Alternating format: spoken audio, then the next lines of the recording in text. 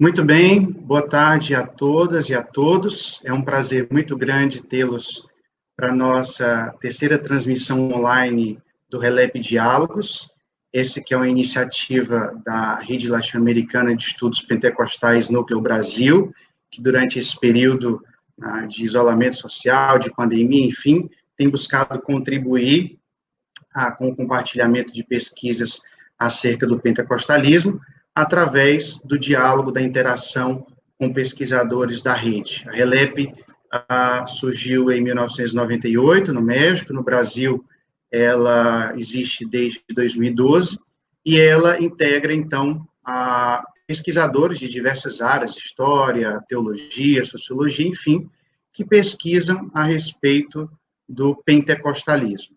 E hoje nós temos a grata alegria e satisfação de receber dois amigos, a doutora Marina Correia e o doutorando Valdinei Gandra, para estarem participando conosco do nosso diálogo dessa sexta-feira. Né? Doutora Marina Correia, doutora em Ciência da Religião pela Pontifícia Universidade Católica de São Paulo, com pós-doutorado na Universidade Federal de Sergipe. Correto, doutora Marina?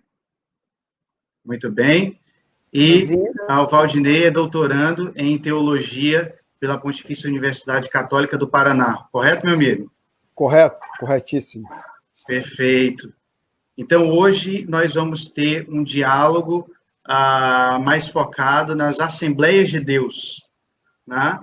E aí nós vamos ter duas falas, então, de cada um dos nossos queridos amigos, da Marina e do Valdinei. Vão ser 20 minutos para cada um, e depois a gente vai abrir para perguntas e respostas. Como das outras vezes, a gente vai trabalhar na seguinte dinâmica. Primeiro, a Marina faz as suas exposições, depois o Valdinei vai ter o seu momento também de exposição, e caso você tenha alguma pergunta ou questão, você pode, por gentileza, fazer no chat, que a gente vai selecionar essas perguntas e encaminhar para cada um dos dois, tá bom? Então, para aproveitarmos e ganharmos tempo hoje, eu já quero passar a oportunidade para a Marina, para que ela possa nos falar, então, hoje, a respeito das dinastias assembleianas, sucessões familiares nas Assembleias de Deus. Minha querida Marina, a oportunidade é sua, fica à vontade. Ok, obrigada, Breno, boa tarde.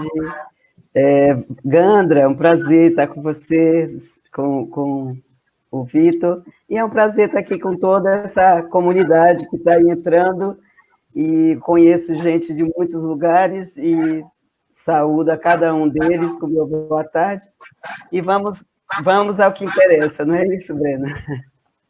Fica à vontade.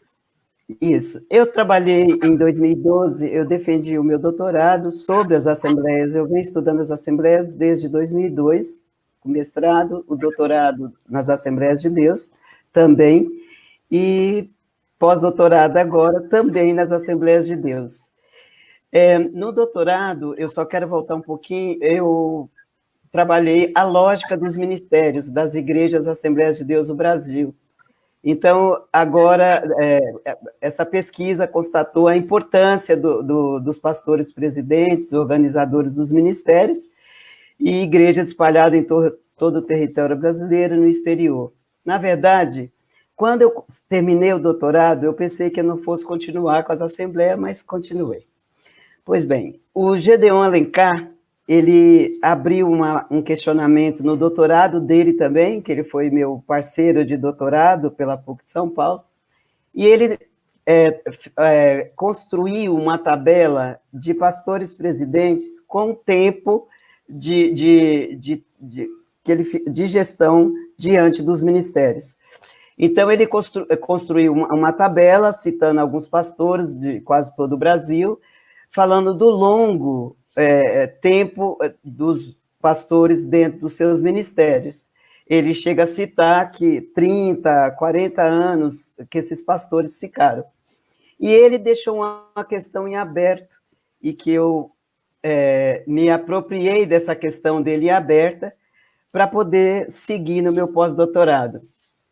O Gedeon, ele questionou da seguinte forma: por que naquela época e ainda hoje em alguns ministérios, os pastores não fizeram seus filhos seus sucessores, porque a primeira geração de pastores não fez sucessores dentro dos ministérios de passar a transmissão do cargo. Aí ele faz mais uma pergunta: a igreja não quis, os filhos não quiseram, ou o pastor presidente não aceitou? Portanto, eu acrescentei mais algumas perguntas, mas a pergunta motivadora foi a que foi em aberto pelo Gedeon. E eu pensei, qual a chave de leitura para entender as sucessões familiares dentro das Assembleias de Deus? Seria uma perpetuação do poder nos ministérios como patrimônio familiar, passando de geração em geração? Ou seria um fenômeno de profissionalização dos pastores no sentido de buscarem caminhos profissionais, burocráticos, dentro dos próprios ministérios e ou políticos também? Então, eu tentei, durante 5 anos, percorrer essa pergunta de Alencar junto com as minhas. Creio que em alguns momentos eu me aproximei bem mais de alguns questionamentos de Alencar e dos meus, mas também ficaram perguntas em aberto. E o Gedeon, ao prefaciar o meu livro, que já está no Prelo, será publicado futuramente pela editora Recriar, ele fez uma pergunta: por que a igreja não aceita? Aí, por que hoje, com a sucessão familiar, a igreja aceita, a esposa, filhos e filhas, genros e noras desejam? Porque se antes não tinha o desejo dos filhos, como ficou provado, hoje esse é um desejo dos sucessores. Os afilhados articulam e o pastor presidente impõe. Então, quando eu pensei que eu estava parando, eu acho que tem mais coisas aí que vêm pela frente. As questões específicas nos processos sucessórios das ADs dão um sinal de uma complexidade dentro do campo assembleiano. Com a permanente reavaliação de divisão de trabalho religioso, o corpo de agentes especializados da fé encontra desafios que surgem com os novos tempos. Como gerir um patrimônio simbólico que tem potenciais econômicos e políticos crescente, mantendo sua unidade pragmática? Como ressignificar a tradição, de modo que se mantenha como um capital simbólico forte e, ao mesmo tempo, permita a legitimação de uma nova ordem burocrática baseada na consanguinidade? Como lidar com as demandas identitárias da comunidade religiosa sem ferir aspectos tradicionais? Ao transitar no universo religioso assembleiano, do qual eu não sou membro, experimenta alguns riscos e, ao mesmo tempo, a oportunidade de olhar o campo assembleiano no âmbito das humanidades, buscando as ofertas que ele tem a oferecer para a academia, sem correr no pré-julgamentos, eivado de moralidades duvidosas, sem defesas apaixonadas do objeto, a ofuscar uma melhor criatividade. Busco, nessa pesquisa, que em breve será publicada, mais uma apreciação cautelosamente ponderada frente ao cenário vivo e dinâmico da fé. Apesar da distância crítica, possui uma amizade com a comunidade religiosa das ADs, além de trabalhar com conceitos, categorias e indicadores necessários para a compreensão do fenômeno. Num cruzamento disciplinar entre direito, administração, teologia e as ciências da religião, ficam claras as análises dos resultados dentro de um tratamento acurado de fontes documentais e interpretação dos dados quantitativos, um cuidado permanente com a isenção. Como resultado, uma reflexão que explana com a clareza as lógicas estratégicas da ocupação de espaços simbólicos no campo religioso, dimensões críticas do fenômeno sucessório à luz da história, da sociologia da religião, do direito e das ciências políticas, da seguinte forma: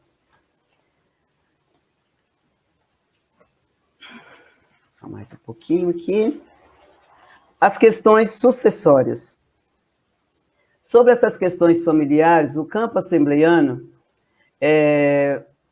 se afastou há muito tempo dos cuidados dos seus líderes de antes. As sucessões familiares e as adesões em cargos políticos partidários eram proibidos, tanto as sucessões quanto a questão política. No entanto, eu faço um recorte de levantamento de campo empírico, documentais, teórico, a partir da década de 1940, que é onde que surge, historicamente, os ministérios. Atualmente, se observa ao contrário. As sucessões familiares são cada vez mais frequentes, juntamente com os cargos políticos em todas as esferas, municipal, estadual, federal, do Senado e assim por diante, tanto que é verdade que o que mais se vê são as diferentes formas de fazer igreja, cada uma da sua forma, de acordo com o seu público-alvo. As ADs vão se ressignificando diante das necessidades atuais. Com o crescimento e estrutura descentralizada das ADs, tornaram-se inevitáveis as dissensões que acontecem dentro do próprio campo. O fato é que qualquer pessoa pode abrir uma igreja da Assembleia de Deus, sendo pastor, é evidente. Dessa forma, é de se esperar que as ADs continuem crescendo ininterruptamente, gerando novas dinâmicas organizacionais, novas teologias, a fim de atender às demandas sociais, modelos e olhares de diferentes ângulos. E de interesses também. A sucessão familiar não ocorreu na primeira formação de pastores assembleianos, mas agora é tradição. Meus estudos apontam sucessões familiares em todo o território nacional, e olha que eu fiz por amostragem, que eu não consegui aprimorar, porque tem que escolher os mais evidentes, e hoje o pai tem como objetivo formar o seu filho para trilhar na mesma carreira, a fim de assegurar um patrimônio. Se porventura um filho de pastor não for ungido ao cargo de seu pai, ele quebrará a tradição. Isso é muito peculiar dentro das ADs, e futuramente será mais natural ainda o pai fazer a transmissão de um campo inteiro para o seu filho, genro, cunhados, assim como foi no Macalão, que o Macalão trabalhou muito com o cunhado dele, o Brito, Silvio Brito.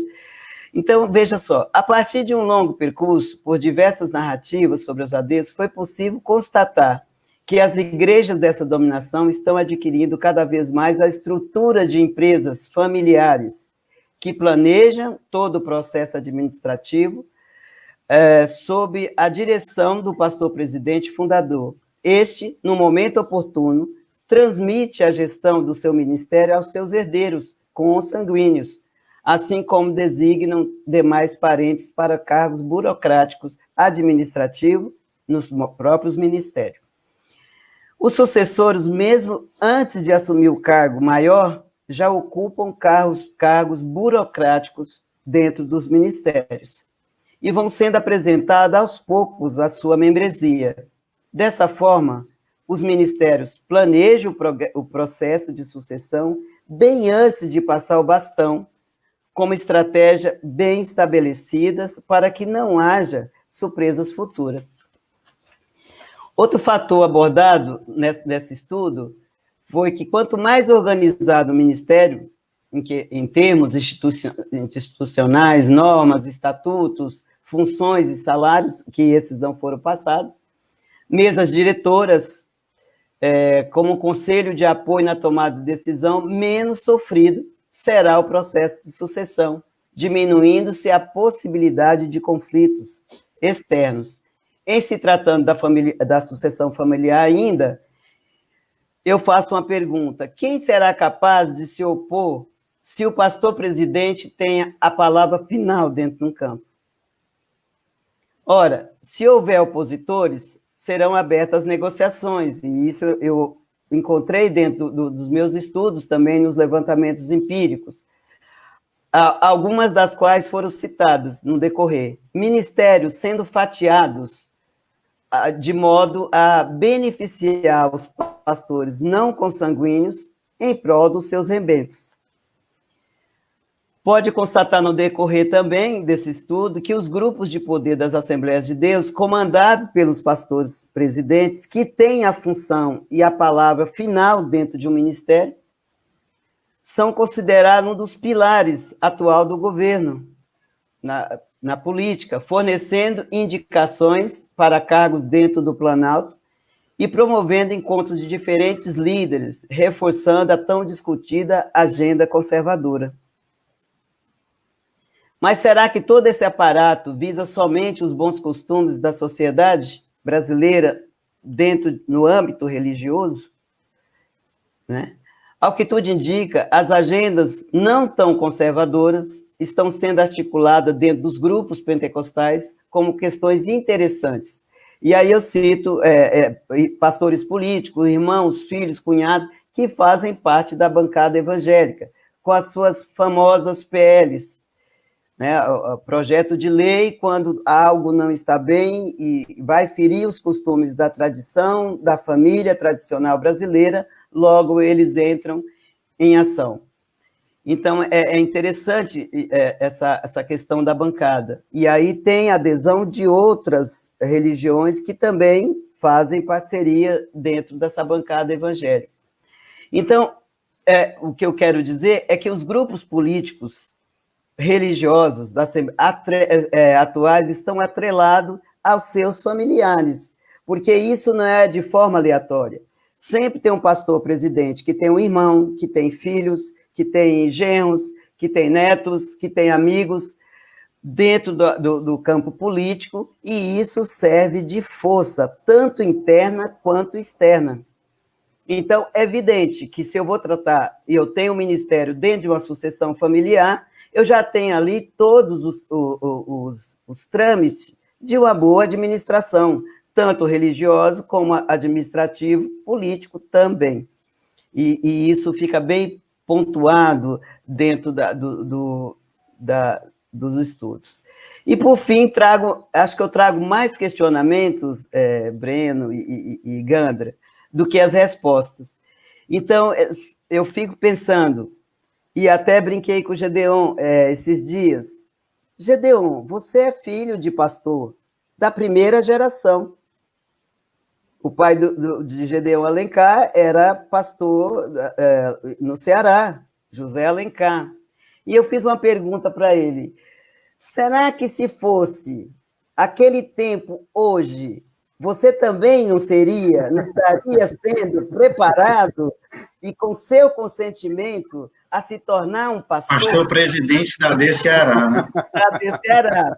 E ele ficou maluco comigo em relação a essa pergunta, porque eu falei, de certa forma, hoje o cenário é outro, a política é outra, o campo religioso é outro.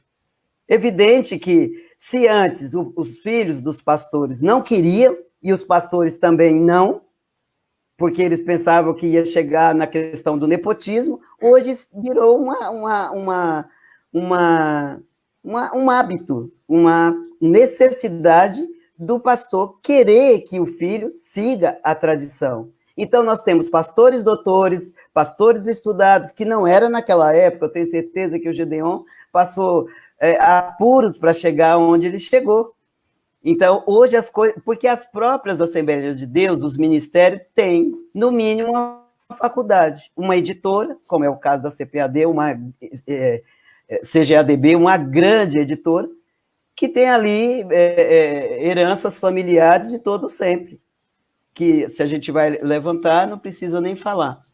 Então, finalizando, qual a chave que eu encontrei hoje para compreender as Assembleias de Deus no Brasil?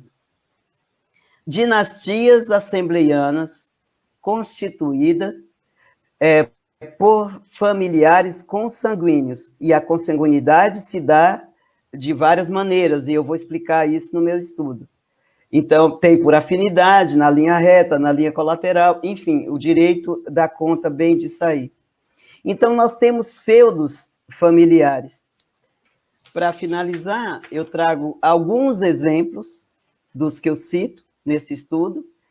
A família Ferreira, de Madureira, que tem lá, que atua mais no Sudeste, pais, filhos, noras. Noras, se não me engano. A família Bezerra da Costa, que é da CGADB. Ele tem filhos políticos, filho na presidência, ele ficou 28 anos na presidência da CGADB, da Convenção Geral das Assembleias de Deus no Brasil, e quando ele foi passar o bastão, ele passou para o seu filho, o José Wellington Júnior, que está à frente da CGADB. Então, já tem aí, ele trabalhou durante anos, o José Wellington Júnior, para que assumisse em 2017 o cargo no lugar do José Wellington Bezerra da Costa, além dos filhos políticos. Nós temos também, nesses feudos familiares, a família Santos e Malafaia, que eu cito, a transmissão do sogro para o genro, do pastor Santos para o pastor Silas Malafaia, e do avô para o neto, do Malafaia, que transmitiu para o seu neto. E além deles possuírem também um irmão na esfera política. Eu trago esse campo, e eu uso muito o nome de rachaduras. É um campo com imensas rachaduras. O Maxwell Fajado já as vê de outra maneira. Ele as caracteriza de esgarçamento do campo institucional, mas, de certo modo, ainda se mantêm ligadas. E eu falo que são os famosos laços fraternos. Quando eu estou dentro de um campo que eu não vou me livrar dele, eu vou continuar com o nome que eu falo lá no doutorado como se fosse uma franquia. Assembleia de Deus, como se fosse uma franquia. Todos são Assembleia de Deus. Portanto, em quase 20 anos que eu estudo as Assembleias de Deus, eu nunca vi uma Assembleia de Deus falindo. E eu vejo a Assembleia de Deus o tempo todo. Ela muda de lugar, mas ela não muda de ser Assembleia. Então, é evidente que dentro de um campo com mais de 12 milhões de fiéis, eu vou ter que ter aí, no mínimo, uma cordialidade de irmão para irmão. Então, é isso que eu tenho para dizer em poucas palavras. O estudo é extenso, é longo, mas as dinastias assembleianas estão constituídas de fato e de direito. Eu agradeço, obrigada. Muito obrigado, Marina, pela brilhante exposição, e em breve o trabalho vai estar disponível, né? No livro, como você comentou, publicado pela editora Recriar. Isso. Ok? Então, Marina, muito obrigado, e eu já gostaria, por gentileza, de passar a oportunidade para você, Gandra. Fique à vontade, meu amigo. A bola é sua. Muito bem, é um prazer estar aqui com você, Breno, e também você, Marina, companheira e companheira de caminhada da RELEP. Marina, eu gostei muito quando você apresentou o Gideon como, né, uma possibilidade remota, né, voltando ao passado, uma possibilidade remota de ser um pastor-presidente. Eu gostei muito de imaginar o Gideon na condição de pastor-presidente. Obviamente que ele não está aqui, mas foi um momento assim bem legal assim para a gente dar uma boa risada, uma boa gargalhada. Enfim, também é uma alegria estar aqui, né, contribuindo com a rede, com a RELEP. Enfim, é um prazer estar aqui com todos que estão participando dessa live. Bom, a minha fala é um recorte de pesquisa, pesquisas, no plural, acadêmicas, que eu tenho realizado sobre as Assembleias de Deus. Isso desde o mestrado, agora recentemente também no doutorado, enfim. E recentemente eu escrevi um artigo sobre os fundamentos históricos das Assembleias de Deus. E é fruto de pesquisa realizada a partir dos impressos institucionais produzidos pela tradição assembleiana, como, por exemplo, o jornal Boa Semente, jornal Mensageiro da Paz e revista A Seara, lembrando os pesquisadores que estão participando dessa live que todo esse material está no site da RELEP. A RELEP proporciona um bom material, uma boa documentação para que historiadores e outros pesquisadores possam, então, investigar a história das Assembleias de Deus. Bom, dito isso, o meu objetivo é apresentar uma narrativa da oficialidade da história assembleiana e a história dessa oficialidade nas 5 primeiras décadas da história assembleiana, portanto, de 1911 a 1961. A pesquisa que deu origem ao artigo também cobre um segundo período, que seriam as 5 últimas décadas, de 1961 a 2011. Entretanto, pela exiguidade do tempo, eu vou apresentar apenas algumas impressões do primeiro período, de 1911 a 1961. Bem, na análise dos impressos institucionais mencionados acima, né, os jornais, enfim, a revista Seara, desperta a atenção os pouquíssimos registros sobre a história assembleiana antes das comemorações do cinquentenário em 1961. Foram analisados, por exemplo, vários volumes do jornal Boa Semente e não se encontrou nenhum registro que pudesse indicar um fluxo razoável de produções de narrativas históricas por parte da instituição. O mesmo ocorreu em relação à análise de edições remotas do Mensageiro da Paz, já que foi pesquisado uma grande quantidade de jornais e não se encontrou nenhum registro de celebração institucional. Mesmo nos anos em que supostamente se teriam motivos para a comemoração, como seria o caso das comemorações dos 20 anos, em 1931, dos 30 anos, em 1941, dos 40 anos, em 1951, e mesmo assim, né, nem mesmo há registros de comemorações por parte de igrejas ou ministérios regionais ou locais.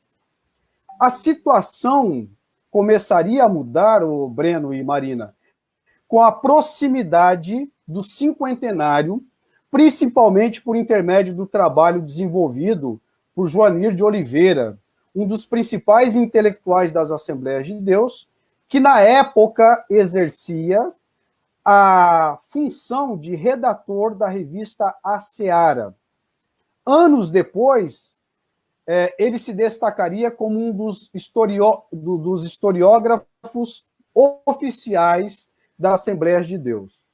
Na edição de 1957 da revista Seara, de janeiro a abril, né, desse ano, foi encontrado uma reportagem histórica de Joanir de Oliveira, cuja matéria trazia a seguinte chamada, abre aspas, a esposa do pioneiro Daniel Berg narra ao repórter da Seara como o movimento pentecostal chegou ao Brasil, fecha aspas.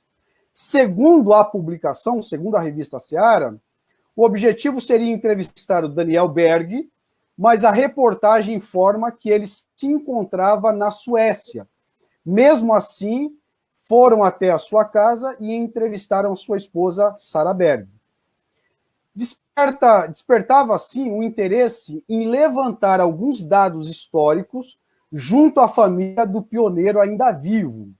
Mas a equipe de reportagem foi surpreendida com a quantidade de material histórico encontrado. Segundo a mesma matéria, abre aspas, para grande e agradável surpresa nossa, fôramos encontrar copioso material de valor histórico, fatos e ilustrações que até então inéditos vieram agora opulentar a história do movimento pentecostal no Brasil, fecha aspas. A reportagem também traz o seguinte esclarecimento, abre aspas novamente. É oportuno informar que deverá ser publicado a história da nossa igreja, naturalmente em livro, no ano em que se dará o seu cinquentenário, fecha aspas, estamos em 1957. Muitas informações que estariam no primeiro livro da história oficial já estavam esboçadas nessa matéria de 1957, apontando assim para um processo já avançado de cristalização da história oficial. Desse modo, não seria exagero afirmar que o cinquentenário se torna um ambiente favorável para estabelecer as balizas históricas oficiais de uma história assembleiana. por intermédio da leitura atenta da reportagem, se percebe claramente que até aquele momento os pioneiros não gozavam do prestígio que mais tarde viriam a ter.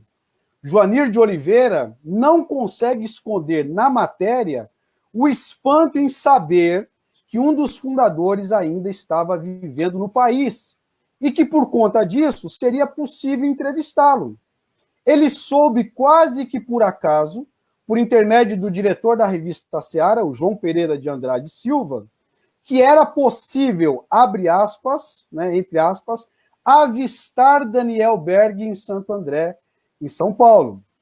É de amplo conhecimento dos que se dedicam à história assembleana a carta do pioneiro Adrião Nobre, publicada pela revista Seara de 1957, né? Novembro e dezembro de 1957. Na carta se percebe a preocupação dele com Daniel Berg. Abre aspas para a fala de Adrião Nobre. Não sei como ele vive ultimamente. Tive contudo notícias desagradáveis com relação a sua... Não tem, segundo soube, o descanso que merece nem o conforto que lhe devemos proporcionar, fecha aspas. Após esse diagnóstico, ele faz um apelo, abre aspas novamente. Irmãos, não sejamos injustos. Lembremos-nos de auxiliar o tão amado pioneiro da obra pentecostal no Brasil. A pouca importância dada a Daniel Berg se verifica por ocasião do lançamento do seu livro Enviado por Deus, editado pela CPAD em 1959, já que o próprio pioneiro teve que arcar com os custos da obra.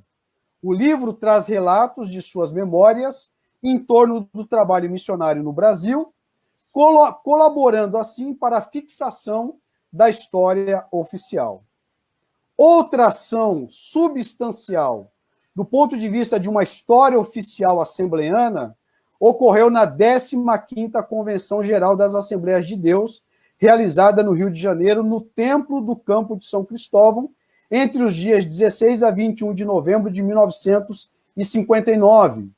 Destaca-se que nessa convenção ocorreu, segundo o jornal Mensageiro da Paz, desse ano, um acontecimento, abre aspas, né, segundo o jornal, né, a manchete, um acontecimento de alta importância histórica. O jornal estava se referindo à visita do ministro da Guerra, o Marechal Henrique Lott, e demais autoridades militares e da política nacional. Ainda segundo o jornal, foi a primeira vez que uma convenção pentecostal se viu distinguida, esse é o termo usado, com tão honrosa visita. Bom, para além da visita honrosa, um dos primeiros assuntos convencionais dizia respeito às celebrações por ocasião do 50º das Assembleias de Deus no Brasil. Além de muitas questões tratadas nessa convenção a esse respeito, foi aprovada a impressão do livro História das Assembleias de Deus no Brasil, que seria escrito, então, por Emílio Conde, um outro grande intelectual assembleiano e também historiador oficial das Assembleias de Deus. Foi decidido ainda, nessa convenção, que o livro seria financiado pelas igrejas. O jornal Mensageiro da Paz, de julho de 1960, apresentava a seguinte nota a respeito da publicação. Abre aspas. Não se esqueçam, pastores e igrejas, de enviar com urgência as remessas prometidas para o financiamento do livro História das Assembleias de Deus, que será publicado como parte das comemorações do 50º das Assembleias de Deus no Brasil. A nota também esclarece que os recursos deveriam ser direcionados em nome do autor Emílio Conde. O livro foi publicado pela CPAD em 1960 como uma das mais importantes realizações do cinquentenário. Nas revistas A Seara, de 1960 a 1961, há propaganda e estímulo para que os assembleanos e as assembleanas adquirissem a obra. Desse modo, se institucionaliza uma história assembleiana oficial. Percebam, no ano do cinquentenário, houve uma intensa propaganda do Jubileu de Ouro Pentecostal. Na edição do número 18 da revista Seara, né, de janeiro a fevereiro de 1961, foi apresentada, então, diversas sugestões para as comemorações. Na edição de número 21, celebra-se o fato de que, em toda parte, o assunto do jubileu contagiou os crentes. De todos os pontos do país, chegou-nos, diz as matérias, né, a boa nova dos preparativos para os festejos.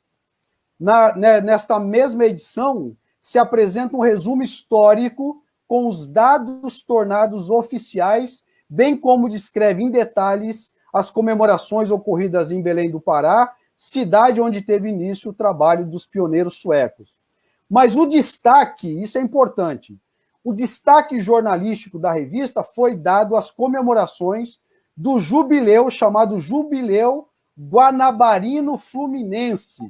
A reportagem assinada por Cohen destacava grande concentração pentecostal no Maracanãzinho, 40 mil pessoas superlotaram o estádio e, segundo a reportagem, 10 mil voltaram por falta de lugar. Vibrantes manifestações pelo transcurso do Jubileu de Ouro das Assembleias de Deus, segundo a nota do jornal. A celebração contava com autoridades religiosas diversas e com autoridades políticas. Destaca-se, né, nas celebrações do Rio de Janeiro a presença de Daniel Berg, agraciado com uma medalha de honra, e Ivar Vingre, filho de Gunnar Vingre, também estava presente nas comemorações.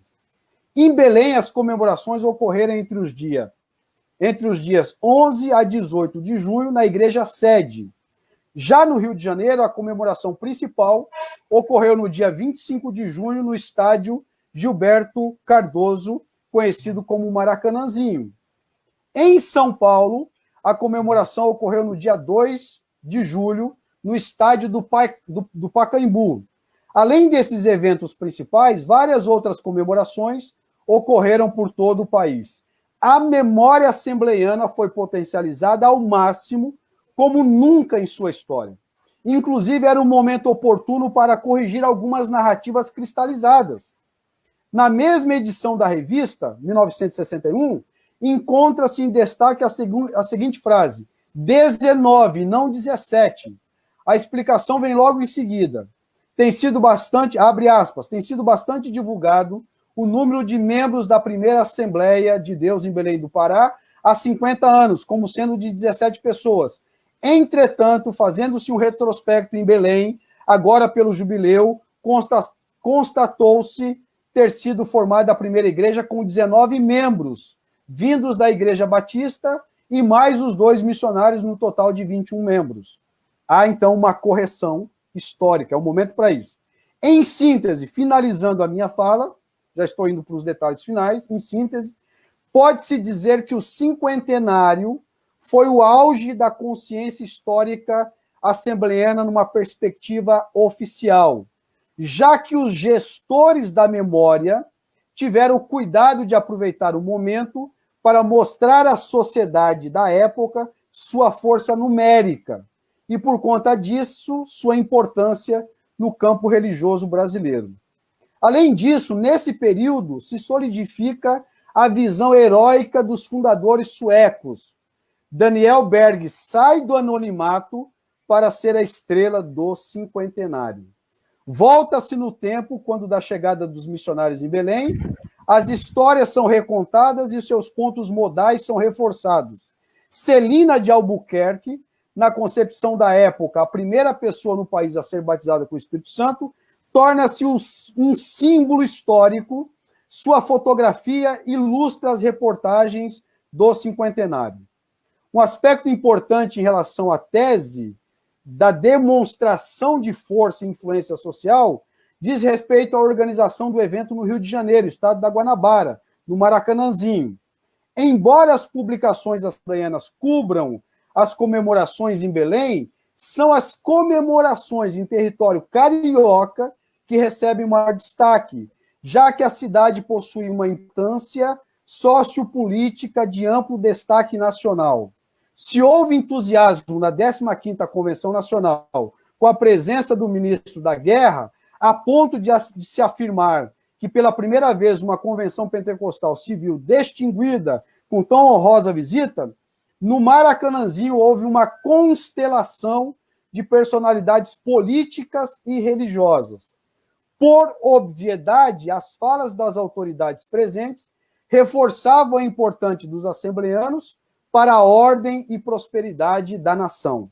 Desse modo, já com os últimos encaminhamentos, os assembleanos passam pelo batismo da ascensão e da projeção social. Reforça-se o discurso de que o movimento iniciado com 2 missionários suecos simples, com dificuldade de falar em português, como evidenciava a fala de Daniel Berg no próprio evento, agora conta com milhares de fiéis espalhados por todo o Brasil. O ajuntamento de 50 mil pessoas demonstraria de modo inequívoco a veracidade do discurso ufanista.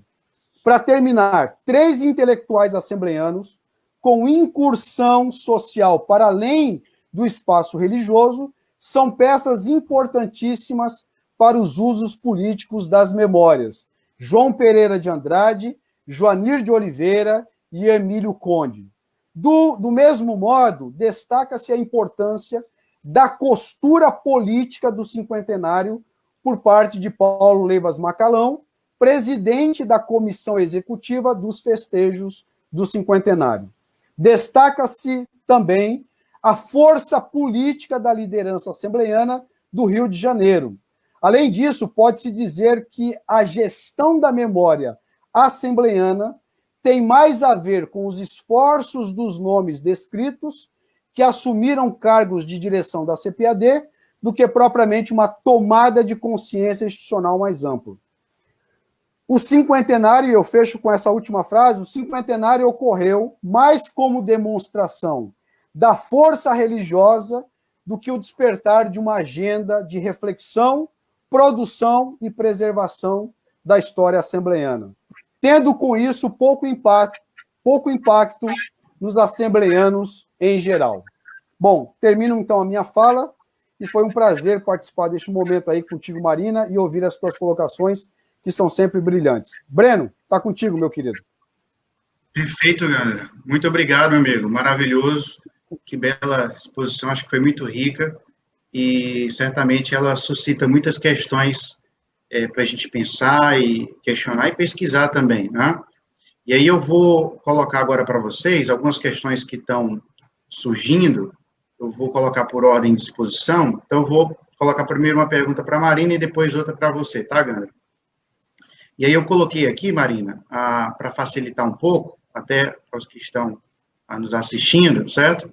É uma pergunta que pede da sua parte, você explicar um pouco mais a respeito, né, do processo de transmissão das sucessões familiares e se há necessariamente uma relação entre sucessão religiosa e política, né? Porque você citou que normalmente é uma sucessão no âmbito eclesiástico que repercute também na questão parlamentar, enfim, né?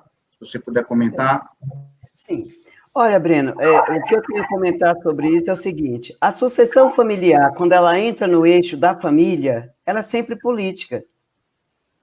Ela é sempre política, porque tem alguém, tem outros pastores, tem evangelistas, tem um corpo de pessoas que trabalham dentro dos ministérios que também almeja chegar até esse cargo tão sonhado que é de pastor-presidente. Ora, se o pastor-presidente não possui ninguém da família no âmbito político-partidário, a política ocorre internamente. Porque, veja só, se eu tenho uma igreja, eu tenho um missionário, e ele também está sendo trabalhado há anos, como os pastores antigamente trabalhavam. Eles casavam cedo, saíam a campo muito cedo, trabalhava 40 anos, como o Gedeon levantou na tabela dele, e ele passava para outra pessoa que não era consanguínea. Então, veja só, qual era, naquele tempo, os direitos que ele se mantinha diante de uma aposentadoria. Porque ele passava toda a riqueza, porque quer sim, quer não, esquecendo da questão religiosa, nós estamos falando de questões administrativas e burocráticas. Se eu vou transferir o meu ministério para uma pessoa que não é consanguínea agora, eu trago aí uma questão emblemática. E aí, como que eu vou me sustentar no futuro? Porque se trata de uma instituição religiosa, não deveria se tratar da questão financeira, mas o que se vê é o contrário, porque tem um longo patrimônio aí, um fardo patrimônio, e nós temos aí, como o Gedeon mesmo fala, igreja shopping, que, consequentemente, o pastor presidente que está à frente de uma igreja shopping, ele não vai passar por uma pessoa que não seja da mesma família, que não esteja uma afinidade com ele, consanguinamente, na relação da afinidade, enfim, ele vai ter política. Aconteceu no Ministério, eu não vou citar agora, porque está citado no trabalho, que ele teve que entrar com acordos com toda a membresia, com os pastores, para poder deixar o seu filho na sede central, no Ministério Central de determinada cidade. Está lá citado, eu não vou trazer agora com medo de errar o nome. Então, veja só, e a questão política, ela é interessante, Breno, porque ocorre da seguinte forma: se eu não tenho alguém da família na política partidária, no político partidário, na função política, eu tenho um amigo, eu tenho alguém, porque isso significa poder, e poder dentro do campo e poder fora do campo religioso. Eu não estou tratando aqui da membresia nas bases, eu estou falando no vértice, eu estou falando dos pastores presidentes, que é o maior cargo. É como diz, eu estou falando do Papa. E o Gedeon fala muito do Papa, e eu também falo, porque a decisão final é do pastor presidente. Você entende? Então, veja só, eu tenho que entrar em acordo, as cisões ocorrem por conta das sucessões atualmente. Se eu sou um pastor e não vou ser agraciado com a sucessão, é evidente que eu vou entrar em desacordo com o meu pastor presidente, e é evidente que eu vou causar uma cisão e vou montar minha própria Assembleia de Deus, tá certo? Então, esse fortalecimento político partidário, ele é hoje, eu tive que fazer um levantamento político para demonstrar que, de fato, existe uma relação muito estreita em cargos políticos e pastores. E a sucessão familiar é muito mais fácil você trabalhar dentro desse eixo. Porque se eu não sou político, mas eu tenho alguém que me sustenta politicamente. Alguém que eu possa contar com favorecimento politicamente. Então, mesmo que não seja na questão parlamentar, eu tenho que ter pessoas, a atenção vai ocorrer de uma maneira ou de outra, porque eu preciso de fortalecimento, e para ter fortalecimento, eu tenho minha própria família. Ok? Perfeito. Muito obrigado, Marina. Sim. Agora, Gandra, por gentileza, eu queria colocar uma questão para você, meu amigo. Vou projetar aqui também na tela. A pergunta é a seguinte: quais as razões possíveis dessa revisão oficial da história assembleiana, né? E o que foi feito do material que você citou do Joani? O Breno, na verdade, o que eu vou apresentar são algumas impressões, né? Nada fechado, inclusive algum outro historiador poderá pesquisar esse período e alargar ainda mais a compreensão em torno dessa questão posta. Mas eu entendo o seguinte: década de 60 é um momento assim, um momento crucial para as Assembleias de Deus. Crucial em que sentido? Quando a gente analisa o contexto religioso, né, principalmente no âmbito dos pentecostalismos, se percebe que na década de 50 surgem novos pentecostais, né, que a sociologia vai classificar, e hoje isso é muito problematizado como os deuteropentecostais, né? Enfim, eu estou usando isso, mas existe uma problematização em torno disso. Enfim, estou me referindo à Igreja do Evangelho Quadrangular e algumas outras igrejas na década de 50, e na década de 60 também há, digamos assim, um processo de pentecostalização de boa parte do protestantismo histórico. Isso também vai acontecer aí no final da década de 50 e início da década de 60. Bom, diante dessa ampliação, né, dos pentecostalismos, me parece que há uma necessidade política de se fazer presente, de demarcar o território no sentido de demonstrar força, né, e influência, como fica claro, por exemplo, na 15ª Convenção. Eu estou convencido de que há todo um trabalho político, principalmente por parte da liderança carioca, que é a que mais se destaca neste momento, em demarcar o território e mostrar a força, né, a força que as Assembleias de Deus exercem naquele momento, né? Então, no primeiro momento eu penso dessa forma. Num segundo momento, surge, né, nas Assembleias de Deus uma certa intelectualidade, que aqui, então, essa intelectualidade é representada pelo Joanir. Todo mundo, para quem estuda as Assembleias de Deus, sabe, né, o peso intelectual do Joanir de Oliveira, né? Não só dentro do ambiente religioso, não só na produção, né, dentro da própria esfera assembleiana, mas também numa participação fora do escopo religioso, que foi poeta e escritor e tantas outras coisas, né? Então, você tem uma intelectualidade representada pelo Joanir e representada também pelo Emílio Conde. Eu acredito que essa intelectualidade presente na CPAD, porque a CPAD também começa a gozar, né, de força institucional, então essa intelectualidade, juntamente com a dimensão política, né, de necessidade de demonstrar força, liderada, né, por outros, mas o Paulo Levas Macalão é especificamente um nome forte em relação a essa costura política. Então, a costura política, junto com essa intelectualidade, né, que percebe o movimento pentecostal como importante, as Assembleias de Deus como importante, etc, etc, etc. Então, e outro detalhe, a necessidade, inclusive na sua biografia, o Joanir fala que a revista Seara foi, digamos assim, uma revolução para colocar uma certa modernidade para as Assembleias de Deus. Então, olha só, a necessidade do Joanir de levar as Assembleias de Deus para um outro patamar. Então, essa intelectualidade é desejosa por uma Assembleia mais inserida nas dinâmicas sociais naquele momento, certo?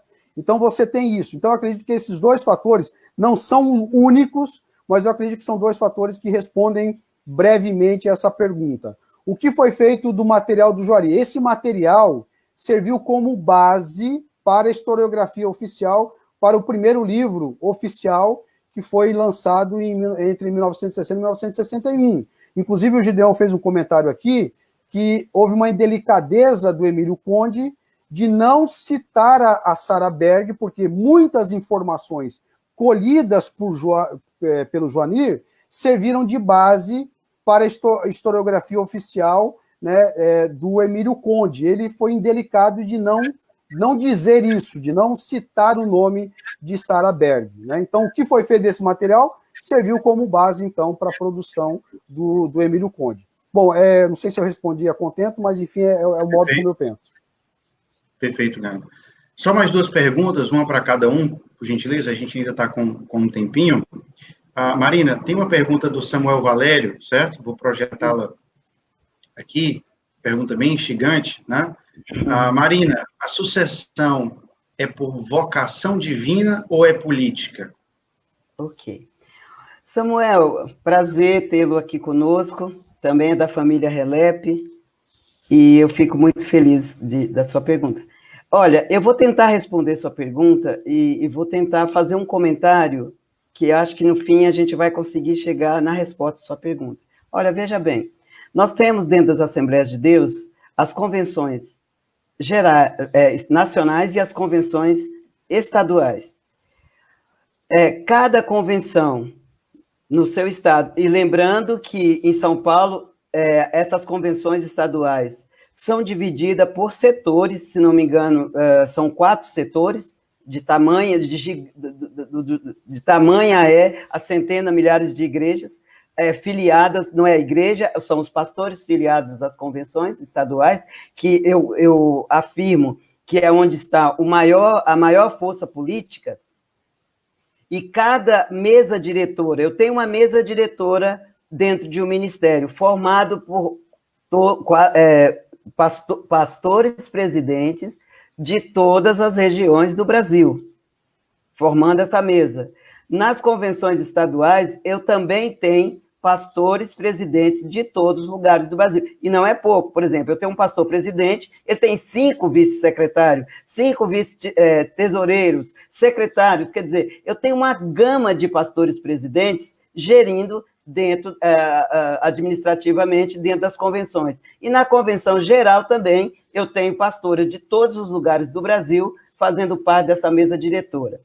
Olha, então, para quem não conhece, parece que é uma coisa simples, mas trabalhar com as Assembleias de Deus no âmbito administrativo, tentando encontrar eixo burocrático e vocação divina, Samuel, é quase que impossível.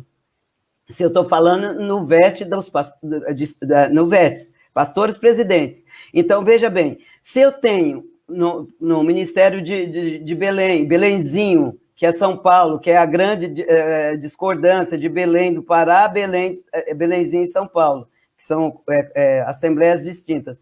Eu tenho as convenções estaduais divididas em 4 setores, e cada uma delas possui uma mesa diretora formada por pastores presidentes do Brasil inteiro. Eu fico preocupada em responder essa questão da vocação divina.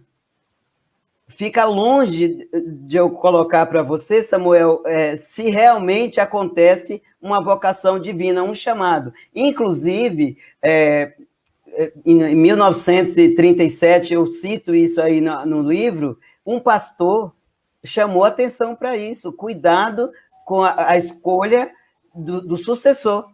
Ela deve ser por vocação, por chamado divino.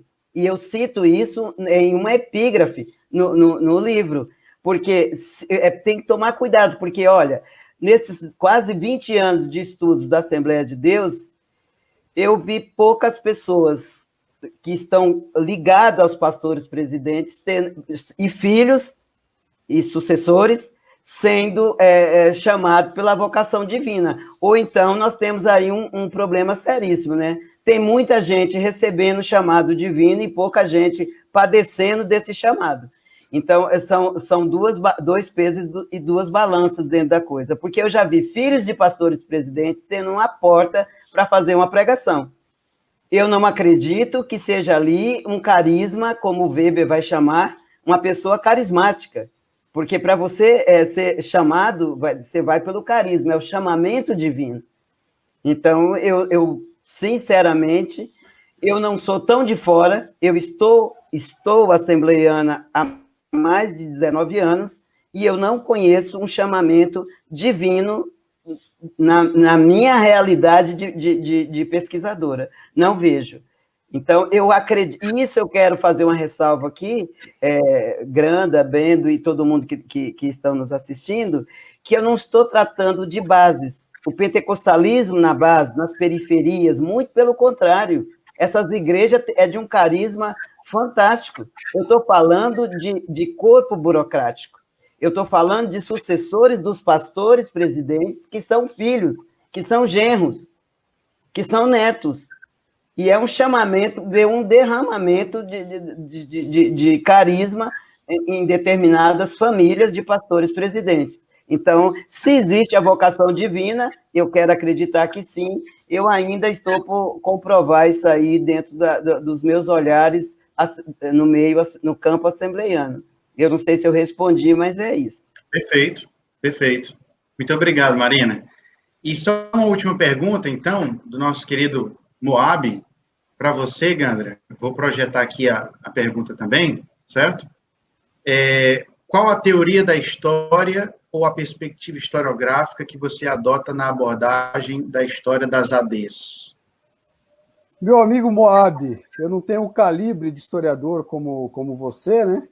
Mas, digamos assim, que quando eu analiso a história das Assembleias de Deus, por conta da minha formação no mestrado, eu fiz um mestrado em Patrimônio Cultural e Sociedade aqui na Universidade da região de Joinville, Então, e também na minha própria formação no curso de graduação em História, que eu levei pelo menos acho que uns 6, 7 anos para terminar, porque eu fui trancando, enfim, mas agora terminei.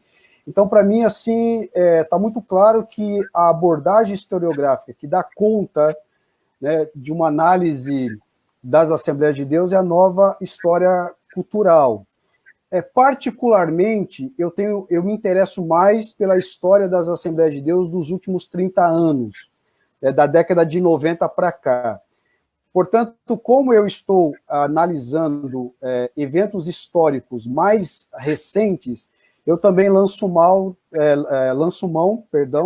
da história do tempo presente. Para mim também é muito cara as problematizações, né, que essa área traz sobre a questão da proximidade, do distanciamento, enfim, aquelas discussões todas que envolvem a narrativa histórica.